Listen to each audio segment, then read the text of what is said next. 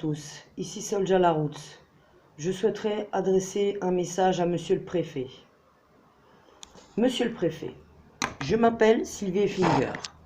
Je suis mère de 5 enfants. L'un d'eux, mon bébé Leroy qui a 3 ans, vient de m'être volé. Mon père est un ancien combattant. J'ai un frère militaire et mon fils aîné est policier. Nous sommes une famille aux valeurs traditionnelles et mes 5 enfants sont baptisés. Né à Paris en 72, j'ai vécu longtemps dans les banlieues de la région parisienne et mes 5 enfants sont métis. Aucun n'est une racaille. Bien au contraire. Quoi qu'on pense, dans toutes les communautés, on trouve des gens qui ont de l'honneur, qui ont des valeurs morales, qui ont du mérite et des talents, qui peuvent profiter à la nation. Ces gens ont aussi des droits. Je me suis installée à Bordeaux en septembre 2017 avec mon bébé Leroy, qui a donc 3 ans depuis janvier. On vient de me voler cet enfant qui vivait heureux avec moi, monsieur le préfet. Pourtant, bien que je sois une femme handicapée et bien que cet enfant soit hyperactif, je me suis toujours parfaitement occupée de lui et des médecins peuvent le confirmer. C'est une maman en détresse qui s'adresse à vous, ici, monsieur le préfet, afin que vous lui fassiez rendre son enfant et fassiez arrêter toutes les personnes ayant participé au coup monté qui s'est achevé par le rap de ce petit garçon. Mais j'ai presque honte ici de vous parler de ma propre détresse. Comment imaginer celle de mon bébé que j'ai quitté joyeux et en bonne santé, le 30 mai à la crèche administrative de Bordeaux et qui se trouve depuis cette date entre les mains de personnes inconnues après qu'il ait été enlevé d'une façon barbare. On ne me donne aucune nouvelle de Leroy depuis cette date. Aujourd'hui, cela fait 33 jours, monsieur le préfet. Je ne suis même pas sûr que Leroy soit encore en vie. Mais les ravisseurs vont vous mentir, monsieur le préfet. Ce sont pour la plupart des fonctionnaires, mais en vérité, ils déshonorent l'administration. Avec leurs complices d'une association, ils ont fait un coup monté, dont j'ai toutes les preuves. Et je mets ces preuves à la disposition de la justice comme de vous-même. Les ravisseurs de mon enfant vont vous prétendre que je ne serai pas une bonne mère et que l'enlèvement de mon enfant serait selon eux un placement, une mesure d'assistance éducative, prise par un juge dans l'intérêt de l'enfant. Eh bien, sachez, monsieur le préfet, tout cela, c'est leur mensonge, mais le mensonge d'une poignée de fonctionnaires de l'aide sociale à l'enfance qui a trompé la justice et trompe encore les policiers de Bordeaux. Les forces de l'ordre n'ont pas osé intervenir pour faire cesser ce qu'on appelle un rapt. Il y a pourtant plus qu'un flagrant délit, il y a un crime flagrant, monsieur le préfet, normalement sanctionné par de longues incarcérations. Et pourtant, monsieur le préfet, les ravisseurs sont libres. Ils me narguent, ils défient la loi de les atteindre. Et c'est même moi qui me suis retrouvée en garde à vue pour avoir peut-être critiqué la juge un peu vertement, il est vrai. Cette juge, je m'abstiendrai ici de la critiquer, c'est en septembre devant la justice que je justifierai les paroles que l'on me reproche à son encontre. Sans aucun doute, vu la force de mes preuves et vu le nombre, comme la qualité des témoignages favorables dont certains auteurs sont des médecins, je sortirai du tribunal la tête haute. J'espère cependant, monsieur le préfet, que vous n'attendrez pas le mois de septembre pour rétablir l'ordre et faire respecter les droits de mon enfant, qui souffre forcément depuis que l'on nous a séparés. Je vais vous résumer rapidement l'histoire en la simplifiant, mais sans vous cacher quoi que ce soit qui pourrait m'être reproché si d'autres personnes vous donnaient des informations qui ne soient pas à mon avantage. Rencontrons-nous, et je me fais fort de vous démontrer qu'il s'agirait là de nouveaux mensonges. Quand je me suis installée à Bordeaux en septembre, monsieur le préfet, je me suis vite aperçu que le logement où j'étais hébergée à titre gratuit chez un ami était très petit et peu adapté à notre situation. En effet, mon petit Leroy est un enfant hyperactif et il a besoin d'un peu plus d'espace pour dépenser son énergie débordante. Quant à moi, je suis handicapée reconnue à 80% et il m'est parfois pénible de monter des escaliers sans ascenseur. Aussi, ai-je fait une demande de logement que mon assistante sociale a remplie pour moi. Ainsi, disait-elle, que d'autres demandes de logement ou d'hébergement d'urgence. Normalement, ces demandes auraient dû aboutir assez rapidement à ce que j'ai un logement décent, car je réponds à plusieurs critères qui me rendent prioritaire. J'ai été SDF depuis longtemps, j'ai un handicap reconnu, je suis suivie médicalement pour une affection chronique, et de plus j'ai un enfant en bas âge. Pourtant, malgré les promesses de mon assistante sociale, qui travaille aussi pour l'aide sociale à l'enfance de Bordeaux, de mois en mois le logement ne venait pas, Et j'ignorais pourquoi, puisque je ne croyais que l'assistante sociale avait fait son travail. De mon côté, dès mon arrivée à Bordeaux, j'ai continué à bien m'occuper de mon bébé Leroy. Dès novembre, il fréquenta la crèche où il était très heureux de fréquenter ses petits camarades et de jouer aussi avec ses référentes Pierrette et Annick. Ces aimables dames me faisaient toujours des comptes rendus favorables de son activité. À part quelques exceptions où la maladie m'avait cloué au lit le matin, Leroy a bien fréquenté la crèche. Il eut bien quelques rares problèmes d'appétit vite résolus, mais tout se passa sans encombre, le contraire m'aurait d'ailleurs été signifié immédiatement. Côté médical, je faisais soigner mon bébé rigoureusement, et je le faisais suivre pour un trouble de l'attention et une hyperactivité qu'avaient ses frères et sœurs à son âge. Cela passe avec le temps, n'empêche pas l'enfant d'être intelligent aussi. Si les médecins et autres professionnels avaient découvert la moindre maltraitance de ma part sur mon enfant, ils l'auraient signalé. Or, aucun ne l'a fait, et tous me sont favorables. Sans avoir de retard, Leroy se développait à son rythme très habile, avec des jeux de construction qu'il trouvait aussi bien à la crèche que dans l'appartement. Il se fit un peu plus attendre pour prononcer des phrases complexes, mais ces derniers temps, il s'était rattrapé, et il nous avait beaucoup surpris par ces discours intelligents qu'il nous tenait. De plus, il commençait à apprendre la propreté. J'ai trouvé un nouveau logement au mois de mai. Leroy s'y dépensait davantage et son hyperactivité commençait à se calmer un peu. Je l'ai dit, il parlait bien et progressait en tout. Un examen pédiatrique était prévu à la PMI pour le 31 mai qui allait attester ses progrès et bien me libérer d'un grand poids. En effet, une juge bordelaise allait rendre une décision pour laisser au contraire me retirer la garde de mon bébé. Or, j'avais toutes les espérances de garder mon enfant document à l'appui. Je pouvais prouver que j'étais une mère irréprochable et qui rendait son enfant heureux. Mais j'avais découvert entre-temps que mon assistante sociale était malhonnête et hostile. Elle avait notamment commis une fausse déclaration pour m'empêcher d'accéder à un logement. Mais j'avais signalé tout ça à la juge et je l'avais aussi fait remonter au conseil départemental et à vous, monsieur le préfet. Et je supposais donc que la juge écarterait le rapport de malveillant de cette personne haineuse. L'assistante sociale avait signalé qu'elle était montée me voir suite au coup de téléphone d'un ignorant qui croyait que je maltraitais l'enfant parce que j'avais un peu crié. Elle est venue à l'improviste. L'assistante sociale vit un enfant heureux et qui n'avait jamais pris un coup. Cependant, l'assistante sociale n'a pas eu l'honnêteté de préciser dans son rapport que l'enfant était bien traité. Elle se contenta d'écrire qu'elle était montée parce qu'un voisin avait entendu des cris. Et elle donna ainsi à la juge l'illusion qu'il y a eu de la violence. C'était faux. Les autres personnes qui avaient remis leur rapport à la juge qui devait rendre sa décision après avoir consulté tout ce dossier étaient aussi malhonnêtes et aussi incompétents que l'assistante sociale. Ces gens voulaient à tout prix que l'enfant me soit retiré et ils n'ont pas hésité à mentir à la justice. Une assistante sociale faussaire, une association et une psychiatre semblent bien s'être mises d'accord pour écrire des rapports qui me chargeaient parce qu'elles voulaient me faire prendre l'enfant. Et c'est en se fiant à ce dossier truqué que la juge m'a fait arracher Leroy la veille de l'examen pédiatrique qui allait confirmer que je suis une bonne mère.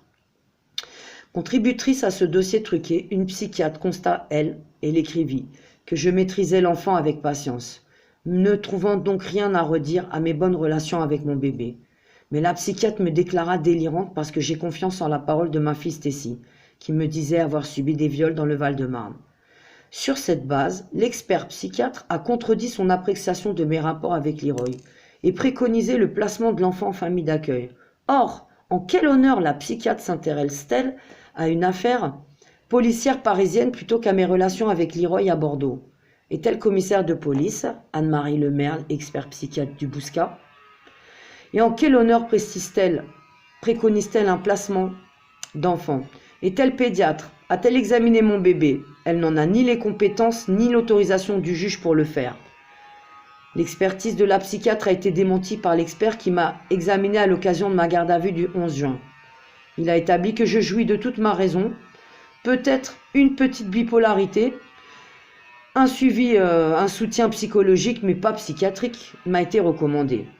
Et je compte donc aller voir un psychologue pour me faire suivre, car ce que je vis est très rude et une sacrée épreuve. Une maman, je souffre 2 fois, une pour son enfant et une pour moi-même. Mais la palme de l'imposture revient à l'association à laquelle la juge avait confié une enquête sociale sur moi. Cette soi-disant enquête, monsieur le préfet, censée durer plusieurs mois, se ramène à un seul entretien d'une demi-heure avec une éducatrice. L'association a écarté de son rapport tous les médecins et pour cause, tous les médecins me sont favorables. Mais en revanche, l'association a menti à la justice en utilisant par exemple des expressions comme les observations croisées des professionnels pour vous faire croire que tous les professionnels compétents auraient été consultés. C'est faux, ils ont été écartés. Madame le docteur d'Anglade m'a dit être surprise de ne pas avoir été consultée et d'autres personnes compétentes feront de même, monsieur le préfet. Mais en attendant, monsieur le préfet, où cache-t-on mon enfant dont je n'ai aucune nouvelle depuis 33 jours? Mon enfant qui m'aime, mon enfant qui a besoin de moi, qui pleure et qu'il s'agite quand je ne suis pas là. Des médecins et des spécialistes l'attestent. C'est donc probablement en le frappant ou en l'empoisonnant avec des cachets dont il n'a pas besoin que des personnes moins patientes que moi le maîtrisent aujourd'hui, en le séquestrant illégalement, comme je vais le montrer. Mais revenons à l'association qui a rendu son rapport malveillant. Sans nommer aucun médecin, sans pouvoir noquer aucun médecin, l'association rend une sorte de diagnostic. Elle fait croire que l'hyperactivité de Leroy serait un trouble nécessitant un traitement pédopsychiatrique lourd, voire un internement dans un institut thérapeutique éducatif et pédagogique. En abrégé, un hébergement en ITEP. Or, de quoi vit cette association qui a préconisé cette orientation en ITEP? Précisément des hébergements ITEP qu'elle possède. L'association gagne de l'argent en faisant placer des enfants dans ces hébergements ITEP. Elle n'a donc pas le droit de le faire. Une enquête sociale pouvant aboutir à un placement d'enfants. Et pourtant, l'association fait de telles enquêtes sociales. De quel droit, monsieur le préfet? De quel droit, monsieur le préfet? Pouvez-vous nous donner une réponse? Et pour parvenir à ces fins, qui sont de gagner de l'argent, l'association se permet de rendre des diagnostics dans ses rapports. De quel droit, monsieur le préfet? Cela ne s'appelle-t-il plus un exercice illégal de la médecine et une escroquerie au jugement, puisque l'association a trompé la justice pour en retirer de l'argent? Leroy m'a été enlevé sans diagnostic.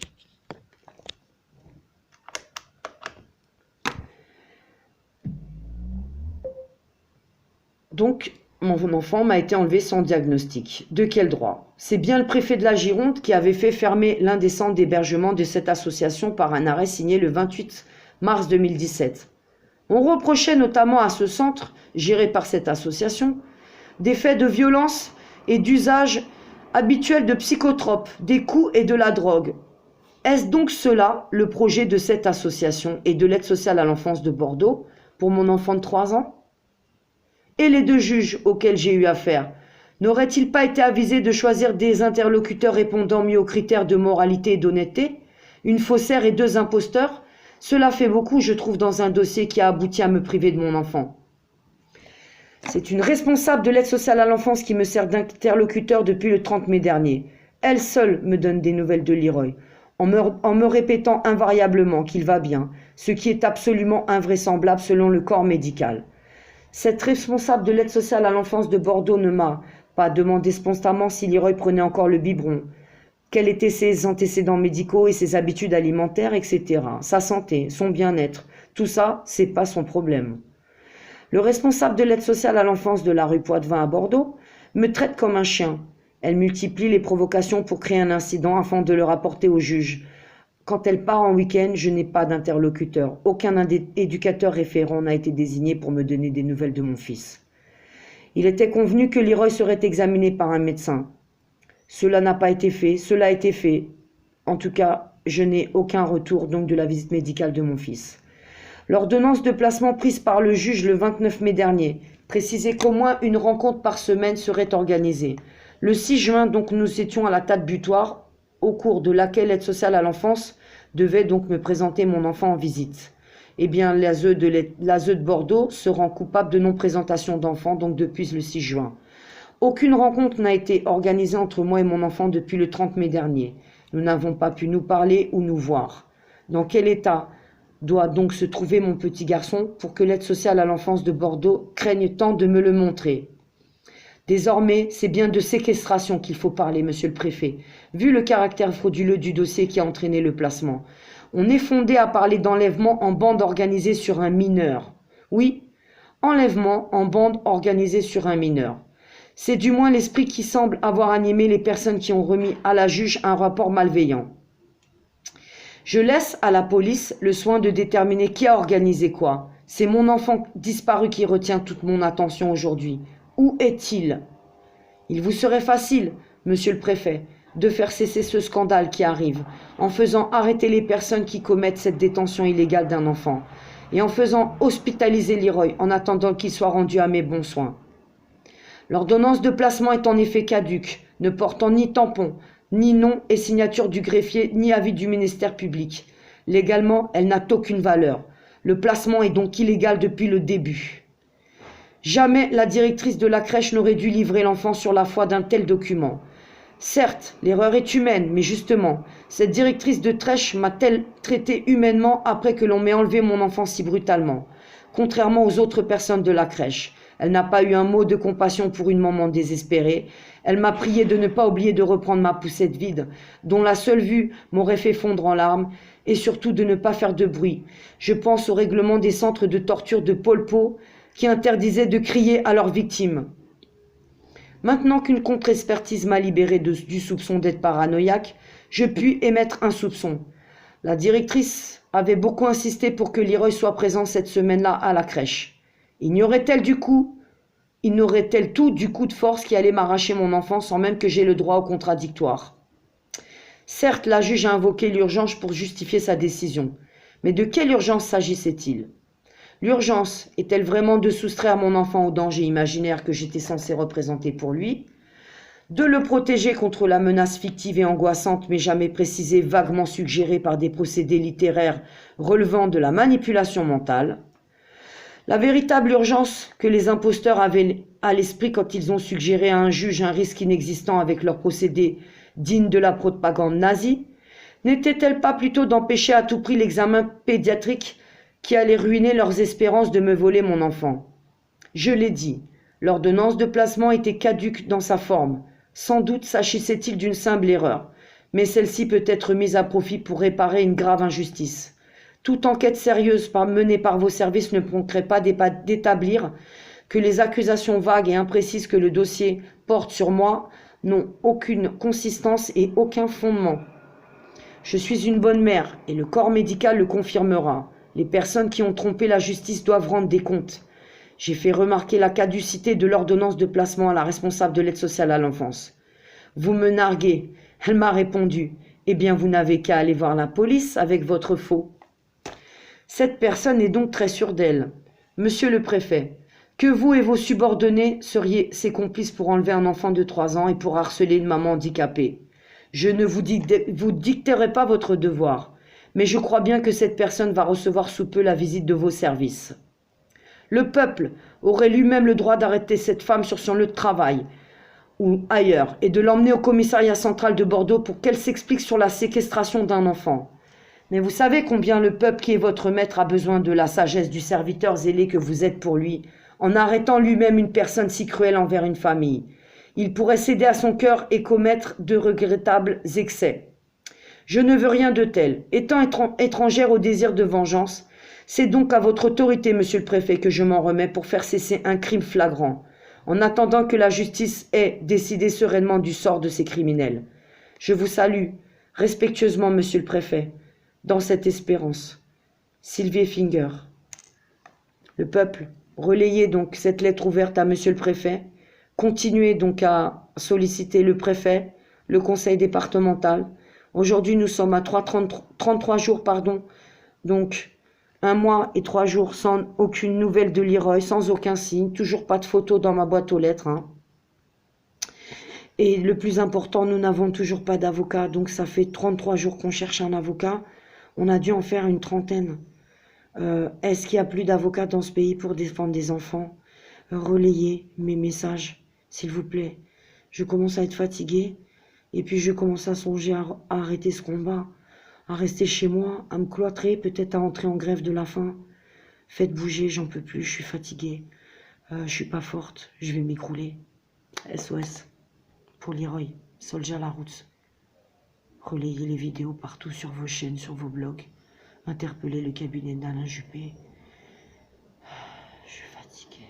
Je manque de mon fils. Je suis malheureuse. Hmm. Malheureuse, inquiète, angoissée, torturée. Ouais. Leroy, tiens bon mon fils, j'espère que tu es encore en vie.